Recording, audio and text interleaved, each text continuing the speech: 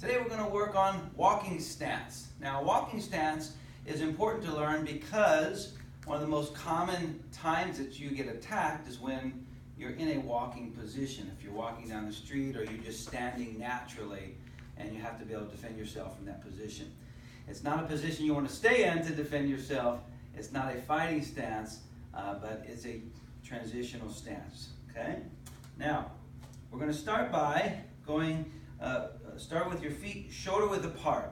So we're going to go into a neutral stance, and you can go into a ready stance as well with your hands here. Neutral stance just means standing naturally or your hands behind your back. This is neutral stance, feet shoulder width apart. So we're going to go shoulder width apart, ready stance. From here, to drill the walking stance, you're going to take your right foot, and I recommend, so that you get used to spreading your feet out instead of in a straight line, make a C shape. Go in and then out where both knees are now straight. If you step too far, your knee's going to bend. That's not a walking stance. Okay?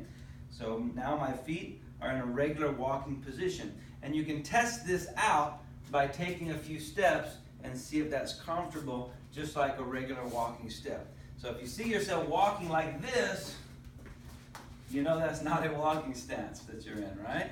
So we'll start again. From here, I'm going to go to a ready stance, and I'm going to step my right foot into my other foot and out to the side. And I don't touch my foot here. I'm going to let it just float above the floor and land out in the front.